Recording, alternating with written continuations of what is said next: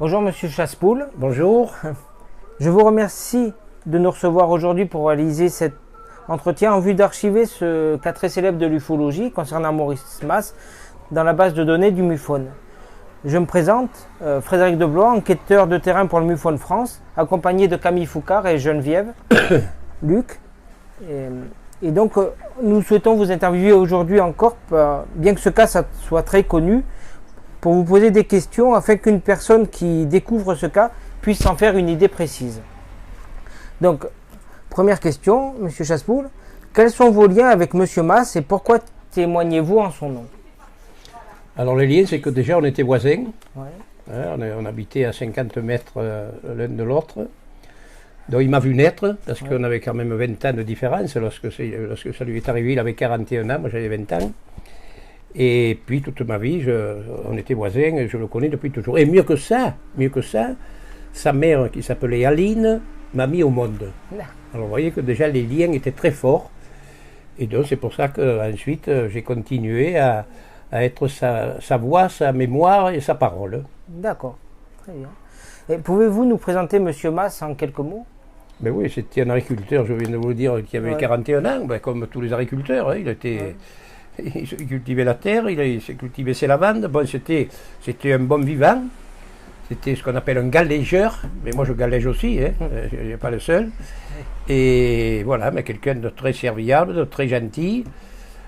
Chasseur, pêcheur, agriculteur et jovial. D'accord, très bien. Et maintenant, nous allons passer à l'observation qu'il a faite en juillet 65, le 1er juillet. Ouais. Si vous pouvez nous décrire le contexte le matin qui précède l'observation, ce qu'il faisait et le matin, vers 5h30, il a pris son tracteur pour aller biner ses jeunes lavandes. Ouais. Donc il arrive dans son champ, il arrête le tracteur et il y a ce qu'on appelle un clapier. Un clapier, chez nous, ce sont des pierres qui sont mises les unes sur les autres, ça fait un genre de petit muret, et on appelle ça un clapier, je ne sais d'ailleurs pas pourquoi. Et donc il était derrière son clapier, parce que, pourquoi ces pierres? Parce que les agriculteurs, lorsqu'ils labourent, chaque fois qu'ils labourent, il y a toujours des pierres qui remontent. Et ce sont ces pierres qu'ils mettent sur le bord des champs pour faire ce genre de clapier. Donc il était en train de fumer sa cigarette quand il entend un sifflement. Il dit, qu'est-ce qui se passe? Donc il se lève, il contourne son clapier et il rentre dans son champ de lavande. Et à ce moment-là, il aperçoit quelque chose qui ressemblait comme à une Renault, une Dauphine jaune. Il se dit, mais qu'est-ce qu'elle fait à 6h du matin, cette Dauphine dans mon champ? Et puis il s'avance.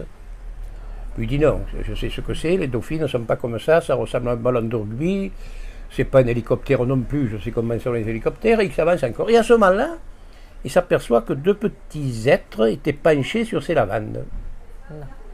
Alors il est stupéfait, bien sûr. Et à ce moment-là, un des deux se relève et il aperçoit.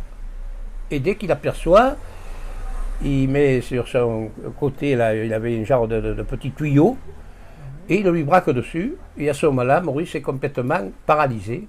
Il ne peut plus faire un mouvement. Il est bien, il est très bien. Il n'est pas... Mais il ne peut plus bouger.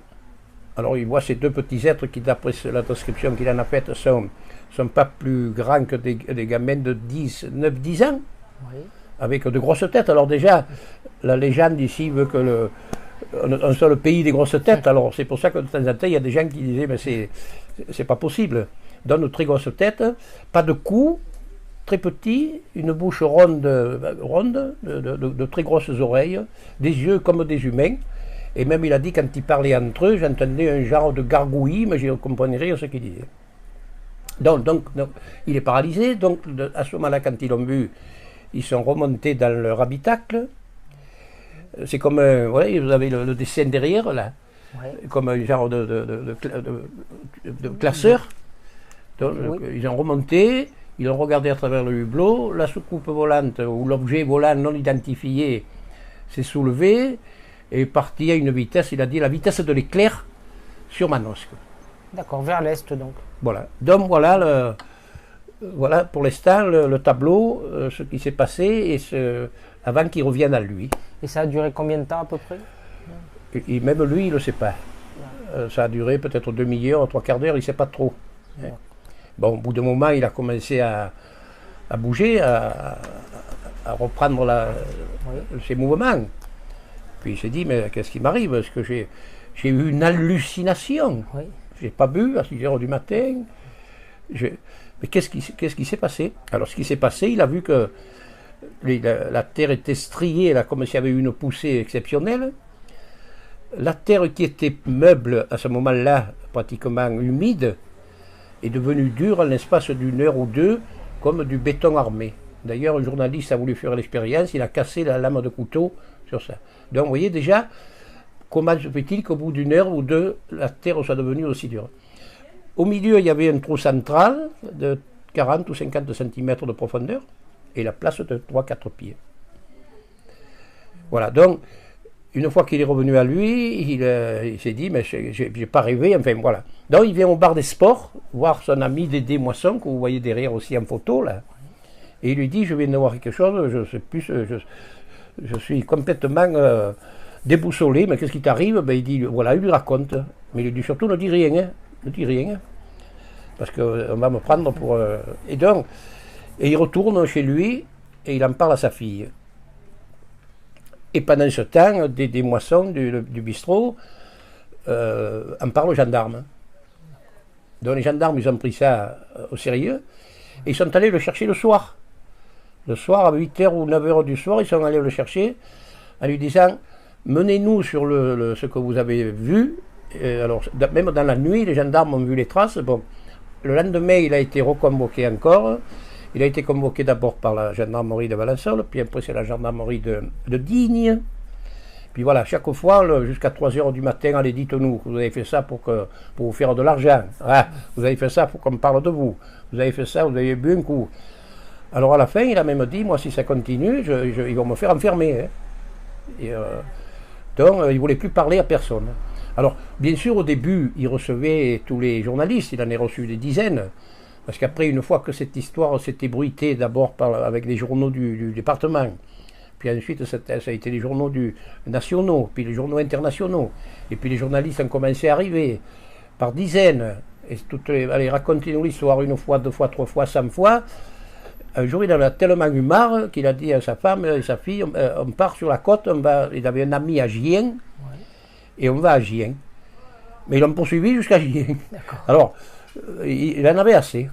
Bon, c'est pour ça qu'après, pas tout de suite, longtemps après, il m'a dit, ben, Maurice, moi, si tu veux, tu peux parler à ma place, je te donne l'autorisation de parler, d'écrire, de faire tout ce que tu veux, tu as l'autorisation. Et donc, c'est ce que je fais depuis, mais toujours en accord avec la famille. C'est-à-dire, lorsque les gens venaient me voir, racontez-nous l'histoire. Est-ce qu'on peut voir M. Mars? Je lui dis, moi, allez-y, mais si vous ne reçoit pas, ne soyez pas étonnés. Mais peut-être qu'il va nous faire une confidence qu'il ne nous a pas faite à vous. Eh bien, allez voir Jeannette, allez voir sa femme. Enfin, voilà, ça a duré. Et moi, sans arrêt, les gens venaient me voir. Et c'est pour ça que 50 ans après, vous voyez que c'était pas 15 jours après, 50 ans après, j'ai proposé à la famille, avec l'association Mémoire Vivante, de faire, de fêter le cinquantenaire de cette histoire. Alors on pensait que ça allait attirer du monde, mais à ce point-là, jamais. Ça a attiré des milliers encore de personnes, des journalistes de partout, qui sont revenus, puisqu'on a refait la maquette qu'on a remis dans le champ, une exposition, là un peu plus haut, là, où on a eu en 2 mois 8000 personnes. 8000 personnes sont rentrées à l'expo, ça c'était en 1900, en 2015. Hein. Ouais. Et sur le lieu même où on a remis la soucoupe, où l'objet volant non identifié, c'était 2-3 000 par jour et par nuit, parce que là on photographiait aussi bien le jour que la nuit. Donc voilà, pour vous dire l'engouement que ça a fait. Et bien depuis on continue, parce que les gens nous ont dit, mais est-ce que ça va s'arrêter là ou bien vous continuerez après? Alors on a dit, ben, maintenant pourquoi pas de continuer, c'est ce qu'on fait depuis 3 ans, avec Camille, avec des ufologues, avec des conférences, avec encore des expositions. Là on vient d'en faire une, cette année encore, qui a duré 1 mois, et d'ailleurs elle est encore ouverte jusqu'à dimanche. Voilà, voilà un peu l'histoire de Maurice Mas qui a fait le tour du monde et qui, à ce jour, même les détracteurs ne peuvent pas dire, ben voilà, maintenant, voilà ce qui s'est passé. Même ceux qui sont sceptiques, même ceux qui n'y croient pas, en vous disant c'est pas vrai, c'est une histoire de pendant la guerre froide entre les Américains et les Russes, il y a eu des expériences, peut-être c'est un objet expérimental qui s'est posé de l'armée, enfin tout ça n'a pas été prouvé. Et donc à ce jour, le mystère reste entier. D'accord. Et oui, et puis il y a les traces au sol qui prouvent la réalité. Les traces au sol, il y a eu des analyses, bien sûr. Il est venu Cadarache, il est venu Saclay. Mais ils sont venus, les analyses, tout a été analysé, mesuré. Mais non, il y a à peine d'après, il n'y avait pas de radioactivité. D'accord. Mais ça intrigue toujours et ça attire toujours énormément de monde. Ça c'est bien pour Valensole. Mais est-ce que M. Mas a eu des séquelles après cette observation ou est-ce que sa vie a continué normalement? Vivre normalement, peut-être pas tout de suite, parce que d'abord il y a une chose qui lui est arrivée que si ça vous arrive à vous, tant vous ne dormez plus. Hein, et bien lui c'est le contraire, il ne pouvait plus se réveiller. Donc il a eu, je ne sais pas comment ça s'appelle, voilà. Donc il fallait que sa femme le réveille. Maurice, réveille-toi. Il aurait dormi 12, 15, 16 heures par jour, alors qu'avant il dormait 5, 6 heures par nuit. Il ne pouvait plus garder une montre. Voilà, donc ça ne l'a pas quand même perturbé au point de seulement. La seule chose qu'elle a fait, il a dit j'en ai assez parce que j'ai peur qu'on me fasse enfermer. Oui. Alors donc, il s'est dit, mais je ne vais plus rien dire, parce que à force de me questionner, mais il ne s'est jamais contredit. Il n'y a qu'une chose qui s'est passée en 2 temps. C'est que la première fois qu'il a été interviewé par les gendarmes, il n'a pas parlé de la paralysie. Il a simplement dit qu'il avait vu 2 petits êtres, et que ces 2 petits êtres étaient repartis dans leur habitacle. Un mois après, c'est lui qui a demandé aux gendarmes d'être encore entendu. Et il a dit, je n'ai pas tout dit. Donc je vous dis exactement ce qui s'est passé, j'ai été paralysé. Alors on lui a dit, mais pourquoi vous ne l'avez pas dit la première fois? Mais il a dit, si je vous avais dit ça la première fois, vous me meniez directement à la tour. Si je vous avais dit que j'avais vu 2 petits êtres qui m'ont paralysé, il a dit, ben puis voilà. Donc voilà ce qui s'est passé exactement. Alors, ce qui s'est passé aussi, c'est que on lui avait dit, est-ce que vous avez fait ça pour vous faire de l'argent? Et Jeannette, son épouse, un jour m'a dit, Maurice, parce que je m'appelle Maurice aussi, hein, s'il avait accepté l'argent que le monde entier lui offrait, pour en parler en Chine, pour en parler en Russie, pour en parler en Amérique, eh bien mes petits-enfants n'auraient pas besoin de travailler. Et il n'a jamais voulu un centime. Alors quand on lui disait, vous avez fait ça pour vous faire de l'argent, voilà une belle preuve que c'est faux. Un an après cette histoire, il rentre à 6 heures du matin chez lui, il venait d'arroser dans la vallée des Prés ses boutures. Il rentre, il était pâle. Alors Jeannette lui dit, qu'est-ce qui t'arrive? Tu es fatigué? Non, je n'ai rien. Ah, si, il dit, je vois que tu as quelque chose qui ne va pas. Qu'est-ce qui t'arrive? Eh bien il dit, écoute, je viens de les revoir. Mais en l'air. Et il a dit, c'était tellement beau que j'aurais voulu que tu sois à mes côtés. Mais surtout, ne recommençons pas l'histoire de l'année dernière, tu n'en parles pas. Et moi, elle m'en a parlé longtemps après, même lui m'en avait jamais parlé. Et je lui ai demandé si j'avais l'autorisation de le dire, elle m'a dit, tu peux, puisque c'est la vérité. Voilà. Donc, vous voyez un peu tout ce qui s'est passé. Alors un jour, au début, où il recevait les journalistes, il y a un journaliste qui va le voir, et il lui dit, ben, asseyez-vous, vous venez d'où? De Moscou. De Moscou? Vous venez de Moscou pour ça? Ben oui, je viens de Moscou. Ah ben ça alors, voilà, pour dire à quel point même lui était étonné que cette histoire fasse le tour du monde. Et oui, c'est vrai que c'était un cas très célèbre, mais comment les habitants de Valensole ont réagi et comment vivent-ils encore maintenant Aujourd'hui, plus personne est traumatisé ni pour ça. Bon, l'histoire, je perpétue l'histoire dont on en parle. Oui. Hein, si on n'avait jamais pu parler de rien, alors les gens de Valensole, comme c'était comme moi un galégeur, il y en a quelques-uns qui étaient sceptiques en disant est-ce qu'il n'a pas inventé tout ça? C'était pas possible d'abord. Voilà. Certains y ont cru, certains n'y ont pas cru, certains vous diront bon mais c'est pas vrai, même du gens du village. Par contre, beaucoup de vous disent, c'est vrai, effectivement, on ne sait pas si c'est un ovni, mais il s'est passé quelque chose. Il s'est vraiment passé quelque chose, puisque tout le monde, le lendemain, est allé voir l'emplacement. Ça a fait une traînée de poudre. Dès que ça s'est su, tout le monde qui est en vélo, qui est à pied, parce que c'est pas loin, c'est juste à la sortie du village. Donc, tout le monde a piétiné, tout le monde a marché, tout le monde a touché. Donc, mais aujourd'hui, on en parle, puisque, vous voyez, l'expo, il y a les mannequins, on en parle toujours.